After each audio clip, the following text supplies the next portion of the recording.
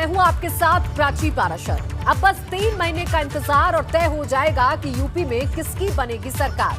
कौन किस पर गरजा, कौन किस पर बरसा, दिखाएंगे आपको। किसकी कैसी तैयारी, कौन किस पर भारी, बताएंगे आपको। कौन किससे मिला, किसका कौन सा फॉर्मूला, समझाएंगे आपको। चुनाव से जुड़ी कोई भी खबर छूटेगी नहीं, सियासी हलचल पर हमारी कवरेज रुकेगी नहीं। तो चलिए शुरू करते हैं यूपी चुनाव का सबसे बड़ा रण 7 का समीकरण।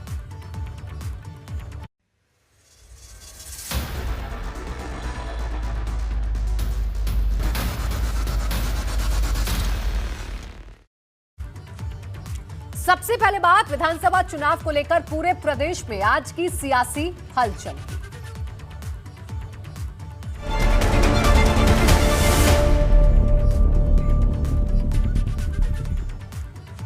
यूपी में आगामी विधानसभा चुनाव को लेकर सियासी बयानबाजी तेज हो गई है। गृह मंत्री अमित शाह ने जालौन में चुनावी सभा को संबोधित करते हुए विरोधियों पर निशाना साधा। उन्होंने कहा कि विपक्ष राम मंदिर का निर्माण नहीं चाहता। अखिलेश यादव बस इसी इंतजार में हैं कि उनकी सरकार बने और राम मंदिर का निर्माण रोक दिया जाए। यही नहीं, शाह ने कहा कि सपा सरकार ने ही कार सेवकों पर गोलियां चलाई थी, लेकिन राम मंदिर निर्माण का काम कोई नहीं रोक सकता। राम मंदिर बनकर रहेगा।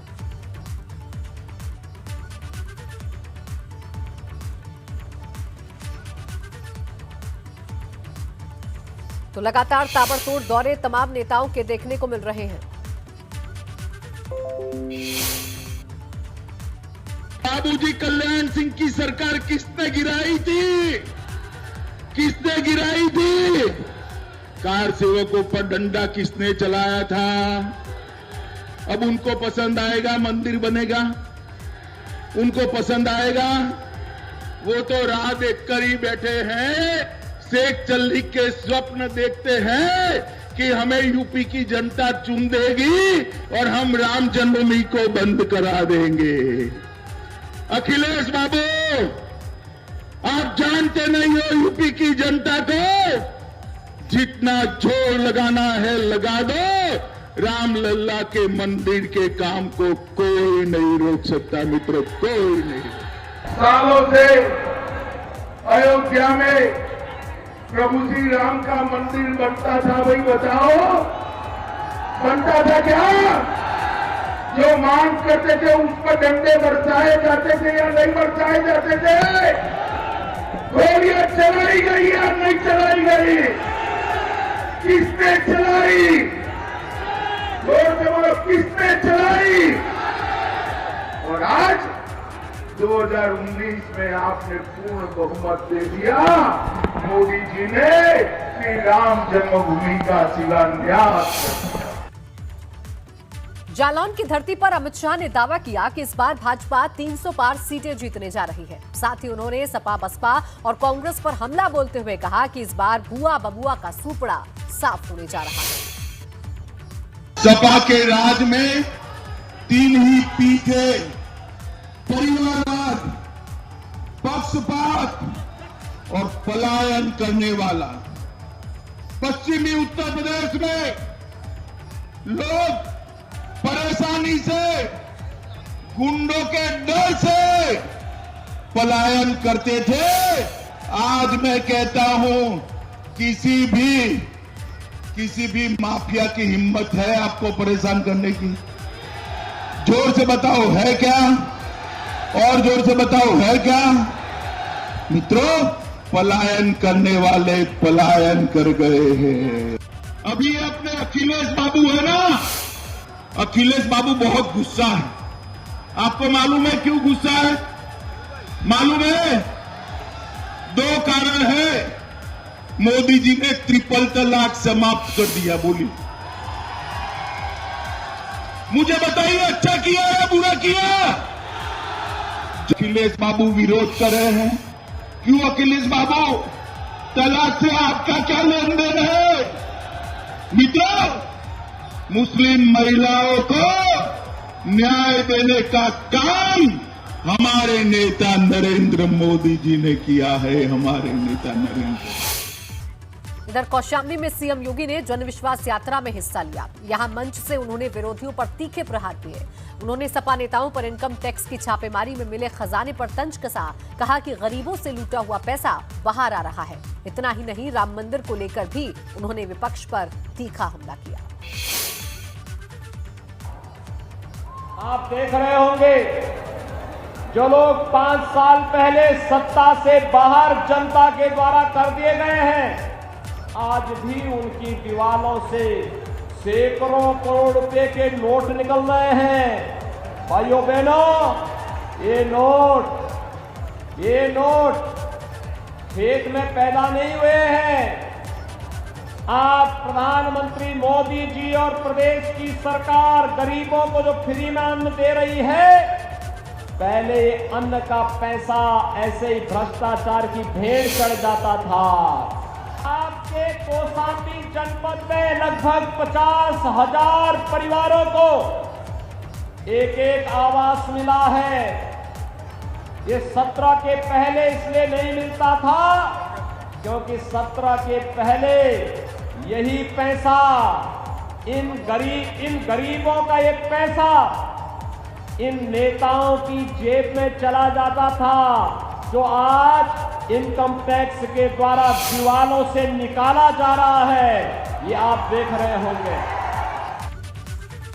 यूपी के पंचायती राज मंत्री भूपेंद्र चौधरी ने कांग्रेस और सपा पर निशाना साधते हुए कहा कि योगी सरकार में वो लोग भी मंदिर जाने लगे जो कभी भगवान राम को काल्पनिक बताते थे।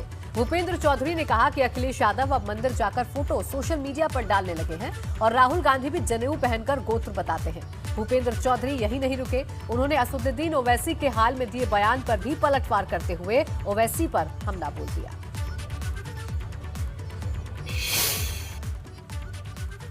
अखिलेश यादव, जिनके पिता ने राम मंदिर पर कार से वो पर गोली चलवाई थी, अब वो मंदिर जा रहे हैं। राहुल गांधी, जिनके परिवार के लोगों ने, जिनके पूर्वजों ने राम का, भगवान श्री राम के अस्तित्व को मानने से इंकार कर दिया था, वो जनेऊ डाले घूम रहे हैं और अपना गोत्र बता रहे हैं कि हम इस गोत्र से आते हैं। अगर अगली बार सरकार आएगी, आपका जैसा ही विश्वास है, स्नेह है, आपकी सक्रियता से लगता है, तो ये ओबीसी भी जनेऊ डाल के घूमेगा और अपना गोत्र बताएगा। आप चिंता नहीं। माफिया और अपराधियों के खिलाफ चलाए गए अभियान के तहत कब्जा मुक्त करवाई गई सरकारी जमीनों पर अब योगी सरकार गरीबों के लिए घर बनाने जा रही है। आज प्रयागराज में मुख्यमंत्री योगी आदित्यनाथ ने पीएम आवास योजना के तहत बनने वाले 78 फ्लैट्स का शिलान्यास किया। प्रयागराज के लूकरगंज इलाके में 1721 वर्ग मीटर बड़ी जिस भूमि पर पीएम आवास योजना के तहत उसका आज भूमि पूजन किया गया है। और आपको बताएं कि इसी भूमि पर कभी गैंगस्टर अतीक अहमद का कब्जा हुआ करता था, लेकिन योगी सरकार ने जमीन पर बुलडोजर चलाकर कब्जा हटवा दिया और अब इसी जमीन पर गरीबों के लिए 4 मंजिला हाउसिंग सोसाइटी बनाई जाएगी, जिसका काम 1.5 साल में पूरा कर लिया जाएगा। शिलान्यास के दौरान सीएम योगी ने कहा कि अब यूपी के अंदर किसी माफिया की हिम्मत नहीं कि वो जमीनों पर कब्जा कर पाए। उत्तर प्रदेश के अंदर किसी माफिया की हैसियत नहीं, किसी गरीब की, किसी व्यापारी की, किसी कमजोर की संपत्ति पर कब्जा कर सके। और अगर उसने किसी कालखंड में किसी सार्वजनिक संपत्ति पर कब्जा किया है तो उस अवैध कमाई पर अब सरकार का बुलडोजर चल रहा है और उस संपत्ति को कब्जे से मुक्त करा करके उस संपत्ति को फिर से गरीबों को देने के लिए आवास बनाए जा रहे हैं। उस संपत्ति पर फिर से गरीबों के लिए आवास बनाने के लिए एक बड़ी कार्य योजना के साथ सरकार कार्य कर रही है। सरकारें क्या कर रही थी? न गरीब को आवास देते थे, न कमजोर के लिए कोई सुविधा देते थे, न गरीब जो लोगों के लिए अन्न योजना का लाभ ही दे पाते थे, न कमजोर तबकों के लिए किसी प्रकार की कोई सुविधा दे पाते थे। लेकिन आज आप देख रहे होंगे हर गरीब को आवास की सुविधा उपलब्ध हो रही है। हमारी सरकार ने 4.5 वर्ष के अंदर प्रदेश के अंदर 43 लाख गरीबों को आवास की सुविधा का लाभ दिया है। और अगर मैं प्रयागराज की बात करूं तो प्रयागराज में 1.25 लाख लोगों को आवास की सुविधा का लाभ मिला है। यूपी विधानसभा चुनाव के लिए कांग्रेस महासचिव प्रियंका गांधी ने नारा दिया था, लड़की हूं, लड़ सकती हूं। लेकिन आज झांसी में प्रियंका के इस नारे का उल्टा ही असर देखने को मिल गया।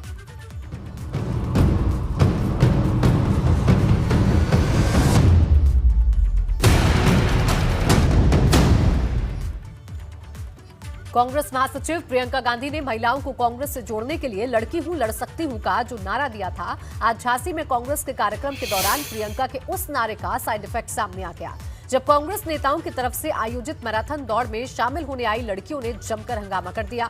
दरअसल कांग्रेस नेताओं के बुलावे पर मैराथन में शामिल होने आई सैकड़ों लड़कियों ने दौड़ शुरू कर दी, जिसके बाद आयोजकों ने मैराथन जीतने वाली बच्ची की बजाय किसी और को इनाम दे दिया।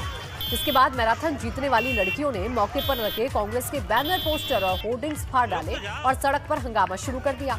इस हंगामे के बीच लड़कियों ने नारेबाजी भी शुरू कर दी, जिसके चलते मौके पर अजीब हालात पैदा हो गए, जिसे नियंत्रित करने के लिए पुलिस को बुलाना पड़ा।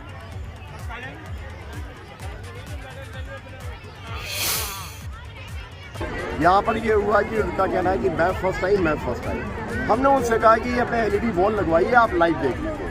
लेकिन क्या हुआ, उसी समय कुछ हमारे बाकी लोग आ गए, उन्होंने प्लान करके सुनिश्चित तरीके से इसमें कियोस मचाया। पूरे उत्तर प्रदेश में प्रियंका जी के नेतृत्व में महिलाओं में आत्मविश्वास सृजित हो, उसके लिए मैराथन दौड़ की जा रही। झांसी में भी मणिकर्णिका मैराथन दौड़ इस आशय से की जा रही कि लड़कियां मुख्य धारा में जुड़ें। और ये बहुत सौभाग्य का विषय है कि 7-8 हज़ार लड़कियों ने और महिलाओं ने इसमें भाग लिया है और सब इस उत्तर प्रदेश में एक नए इतिहास को सृजन कर रही हैं। कानपुर में पीयूष जैन के बाद अब कन्नौज के एक बड़े इत्र व्यापारी रानू मिश्रा के घर और कारखानों पर आईटी और डीजीजीआई की ज्वाइंट टीम ने छापा मारा है। फिलहाल जांच जारी है। पिछले 4 दिन से आईटी और डीजीजीआई की ज्वाइंट टीम कन्नौज के बड़े इत्र कारोबारी पीयूष जैन के कानपुर सहित कई ठिकानों पर छापेमारी कर रही है। विभाग ने इत्र कारोबारी पीयूष जैन के घर से 177 करोड़ नकदी बरामद की है। वहीं इनकम टैक्स की छापेमारी अब भी जारी है और बताया जा रहा है कि कन्नौज से अब तक करीब 80 करोड़ रुपयों की नकदी और सोना चांदी बरामद किए गए हैं, जिसके बाद अब जांच टीम पीयूष जैन के घर की दीवारों को तोड़कर जांच में लगी। इत्र कारोबारी पीयूष जैन के कन्नौज स्थित मूल आवास पर छापेमारी का दौर जारी है। कर चोरी की आशंका में ये छापेमारी हो रही है और आज चौथा दिन है। आप ये सामने दरवाजा देख रहे हैं जहां पर ये स्टिकर लगे हुए हैं, जो पर्चे हैं। अभी तक बता रहे हैं कि यहां से 80 करोड़ रुपए की रिकवरी हो गई है, ऐसा बताया जा रहा है। यहां पर जिस तरह से कानपुर में बड़े बड़े अलमारियों में पैसा रखा पाया गया था, उस तरह से यहाँ भी भारी मात्रा में कैश मिला है। और इसके साथ ही अंदर जो गोडाउन है, उसके दरवाजे हैं, अलमारियाँ हैं, उनको तोड़ने के लिए मशीनें मंगाई गई हैं। ताले जो हैं या लॉकर्स हैं, उनको काटने के लिए कटर मंगाए गए हैं। ये भी आशंका है कि दीवारें हैं, आप इस मकान की देख रहे हैं, दीवारों को इस तरह से बनाया गया है जिससे उसमें भी पैसा, कैश छुपाया जा सके। तो दीवारों को तोड़ने के लिए भी बड़े बड़े हथौड़े और घन मंगाए गए हैं। अभी थोड़ी देर पहले हमने आपको दिखाया था कि आवाज़ें आ रही हैं, अंदर निश्चित तौर पे तोड़फोड़ चल रही है। आवाज़ें आ रही हैं कि उन सारी चीज़ों को जो रिकवरी होनी है, एक जहाँ भी दीवार को देखा जा रहा है कि अगर वो दीवार खोखली तो नहीं है अंदर से, अगर वो खोखली है तो वहाँ पर उसको तोड़ के अंदर से छानबीन की जा रही है कि वो खोखली है तो अंदर क्या छिपा हो सकता है, कितना कैश हो सकता है। चूँकि ये तय हो गया है कि पीयूष जैन के पास अब तक जिस तरह से कानपुर में बता रहे हैं कि 180 करोड़ रुपए से ज़्यादा की वहाँ पर कैश रिकवरी हुई है, उसी तरह से ये माना जा रहा है कि यहाँ पर भी जो उनका मूल आवास है, यहाँ पर भी भारी मात्रा में कैश रखा गया है। कई पैकेट रखे गए हैं और जो इंटेलिजेंस की टीम है वो यहाँ पर आती है बार बार। चूँकि ये पूरा घर हमने आपको दिखाया वो अंदर से कनेक्टेड नहीं है, अंदर से जुड़ा नहीं है। बाहर से जितने दरवाजे हैं, किसी को भी अगर आना होता है तो उस दरवाजे से इस दरवाजे पर आएगा, यानी घर के जो दूसरा हिस्सा है वहाँ एंट्री करने के लिए उस दरवाजे से उसको पिछले आना पड़ेगा, पिछले दरवाजे पर, और उसके बाद जो आगे दरवाजे हैं वहाँ, यानी अंदर से कनेक्टेड नहीं है, सारा कनेक्शन बाहर से ही है। कोई भी आएगा तो बाहर आएगा। जो टीमें हैं जो अंदर छानबीन कर रही हैं, रिकवरी कर रही हैं, वो यहाँ से इस दरवाजे से बाहर निकलती हैं और उसके बाद फिर पीछे जो दूसरे मकान हैं, जो जुड़े हुए मकान हैं, वहाँ पर जाती हैं। तो ये कार्रवाई लगातार जारी है, कैश की रिकवरी भी लगातार जारी है, अंदर तोड़-फोड़ भी चल रही है। जिस तरह से दीवारें, आशंका है कि दीवारों में अंदर पैसा छुपाया गया, तो बहुत सारी अभी रिकवरी होनी है। अधिकारी बाहर आते हैं इंटेलिजेंस के, कुछ भी कहने से बच रहे हैं, अभी कोई आधिकारिक बयान भी नहीं है। लेकिन ये है कि यहाँ से भी 80 करोड़ रुपए से ज़्यादा की रिकवरी हो चुकी है।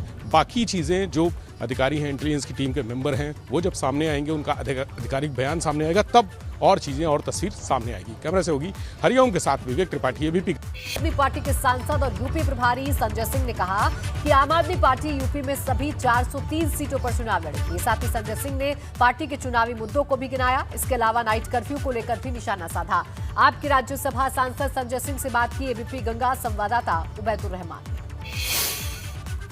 आम आदमी पार्टी के सांसद और उत्तर प्रदेश के प्रभारी संजय सिंह जी हमारे साथ हैं। उनसे बात करते हैं कि उत्तर प्रदेश में किस तरह से आम आदमी पार्टी चुनावी मैदान में उतरने जा रही है और क्या तैयारी है। सर, उत्तर प्रदेश में आप लगातार कार्यक्रम कर रहे हैं, क्या तैयारी है, कितनी सीटों पर चुनाव लड़ने वाली है आम आदमी पार्टी? उत्तर प्रदेश में 403 सीटों पर आम आदमी पार्टी चुनाव लड़ेगी और हमारे कुछ प्रमुख मुद्दे हैं जिसको लेकर हम जनता के बीच में जा रहे हैं और भारी जन समर्थन उस पर मिल रहा है।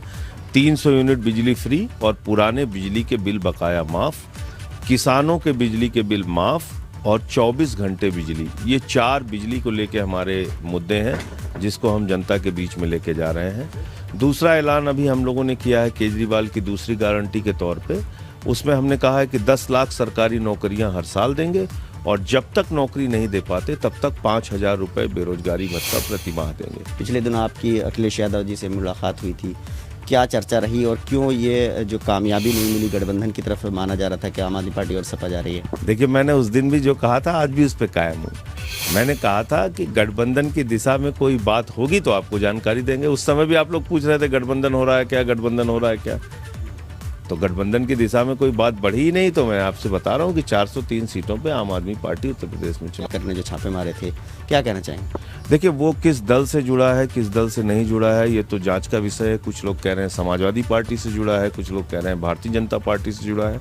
लेकिन जो उसके यहाँ से पैसा निकला, ये एक भ्रष्टाचार का बहुत बड़ा मामला है। 235 करोड़ रुपए अब तक गिने जा चुके हैं और तमाम उसके यहाँ धन संपत्ति बरामद हो रही है। ऐसे लूटखोर लोग बैठे हुए हैं उत्तर प्रदेश के अंदर और ये सारे विभाग सोते रहते हैं। जनता है उसके लिए कहा गया कि 200 से ज़्यादा लोगों का कार्यक्रम नहीं करेंगे। रात को 11 बजे से सुबह 5 बजे तक का नाइट कर्फ्यू लगा दिया गया है। तो नेताओं के लिए छूट है, जनता के लिए छूट नहीं है, क्या कहना? इसलिए तो मैं कह रहा हूँ कि प्रधानमंत्री जी को या योगी जी को कोई भी उपदेश या गाइडलाइन जारी करने से पहले अपने कार्यक्रम रद्द करने चाहिए। मोदी जी को, योगी जी को सारे कार्यक्रम रद्द करने चाहिए, गृह मंत्री को सारे कार्यक्रम रद्द करने चाहिए, उप मुख्यमंत्री और मंत्रियों को सारे कार्यक्रम रद्द करने चाहिए। ये संजय सिंह जो साफ तौर पर कह रहे हैं कि जो भारतीय जनता पार्टी है जो सरकार में है उसको स्टेप लेना है कि उत्तर प्रदेश में जो चुनावी रैलियां बड़ी हो रही हैं नेताओं की वो ना हो, उनको फैसला लेना है, तभी विपक्ष के नेता उस पर अमल करेंगे। Ubaidur Rahman, ABP news network, Moradabad.